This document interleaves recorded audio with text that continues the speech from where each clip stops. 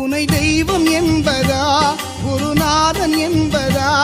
என்னை பார்த்து பார்த்து வளர்ப்பதனால் அன்னை என்பதா உனை தெய்வம் என்பதா குருநாதன் என்பதா என்னை பார்த்து பார்த்து வளர்ப்பதனால் அன்னை என்பதா உனை கடவுள் என்பதா கருணை வடிவம் என்பதா உனை கடவுள் என்பதா கருணை வடிவம் என்பதா ஐயா ஞானதானம் தந்த உன்னை தந்தை என்பதா உனை தெய்வம் என்பதா குருநாதன் என்பதா